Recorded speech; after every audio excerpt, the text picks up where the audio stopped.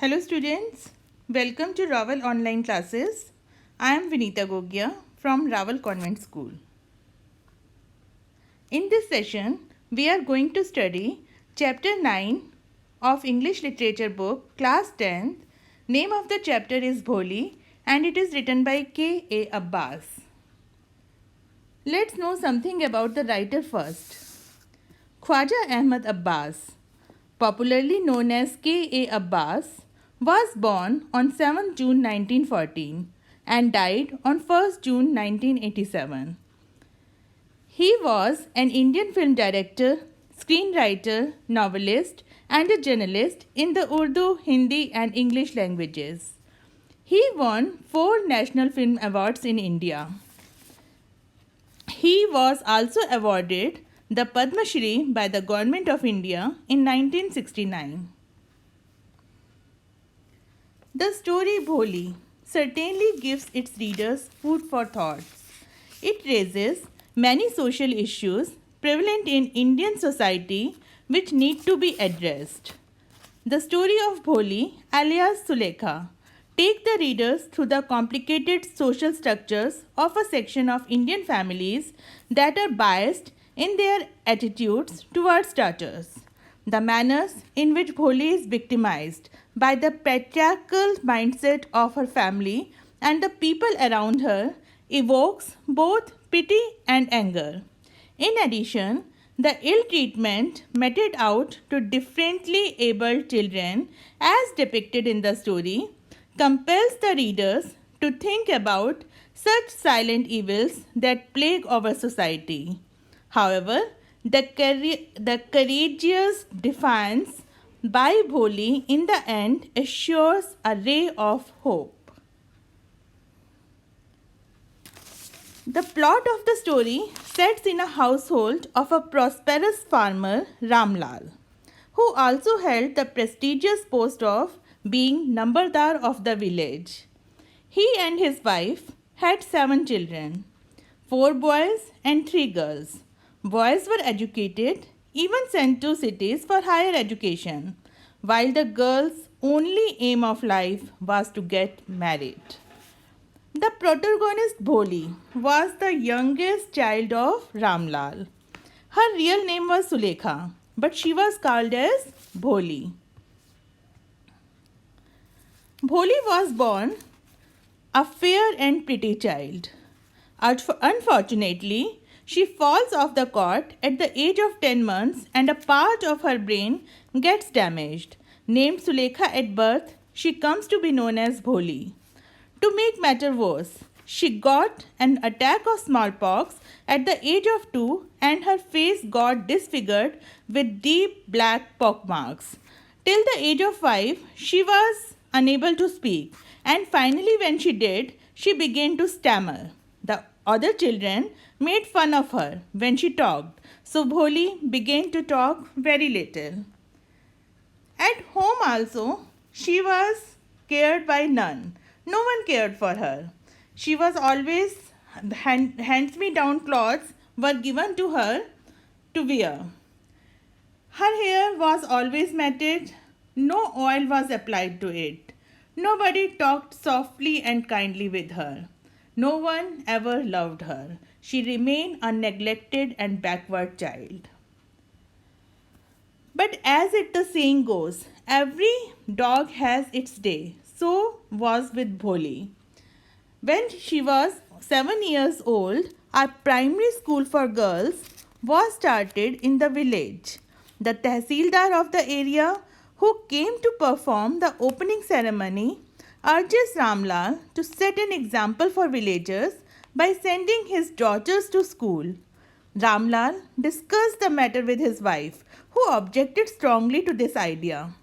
Actually, in those days, it used to be difficult to marry off educated girls, but Ramlal, being the Nambardar, could not afford to annoy the Tehsildar.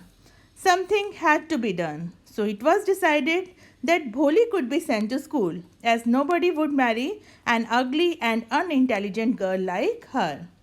So, for the most unusual reasons, Bholi was sent to school. At first, Bholi was very frightened. She remembered their old cow Lakshmi, who was sold and never came back. But when she was given a clean dress to wear and her hair was combed, she started believing that she was going somewhere which was better than her home. Was the school actually better than home? Yes. Bholi was happy to see the girls of her age there, but when she was asked to tell her name, she stammered, and that made everyone laugh. But the teacher was very kind. Her voice was soft. She gave her a new picture book, assured her that she would speak like others fluently. Her teacher gave her a new hope to live. Time passed. The village turned into a small town. Bholi also grew into a young woman. Now her parents were worried about her marriage. They thought that nobody would marry her as she had pock marks on her face and she was not intelligent.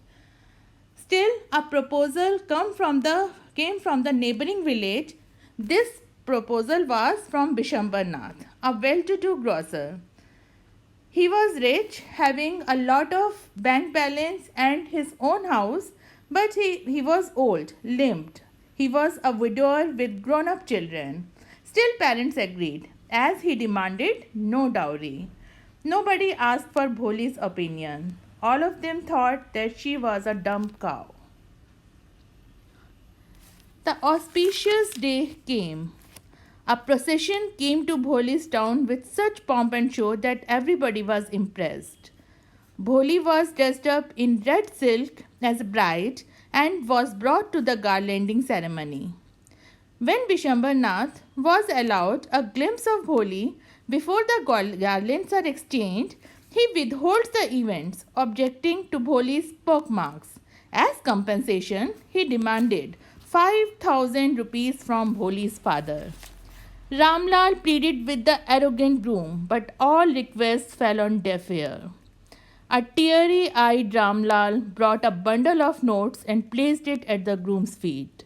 After that, when Bishambar advanced to garland Bholi, she angrily threw away the garland and valiantly declares that she could not marry a greedy man like Bishambar Nath. The beauty of the story lies in the powerful and dramatic ending of the story. Bholi's action was contrary to expectation. The protagonist did not cry herself to death when her marriage failed to get solemnized because of a demand of dowry by her prospective bridegroom. Bishambar Nath instead, she took the bold step of refusing to be garlanded as Bishambar Nath's wife. In doing so, she courageously refused to be exploited by a greedy man. Her decision to stay with her parents to serve them in their old age by taking up a job in her own alma mater make the ending meaningful.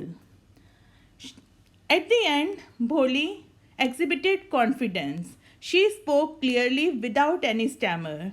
She transformed from Bholi the simpleton to Sulekha, a self-assured, self-confident woman.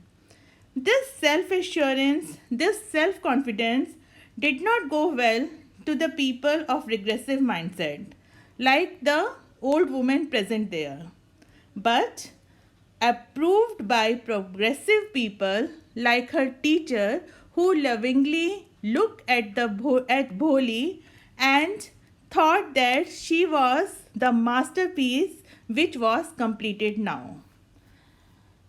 In the end, the writer emphasized on the education of women. The story offers education as the most potent solution for the freedom and equality of women. Education alone can bring an end to the discrimination and stigmas that women have to bear in a patriarchal society just because they are women. So, the ending is very dramatic but very powerful. I hope now you have understood the story completely and will be able to answer any questions related to it.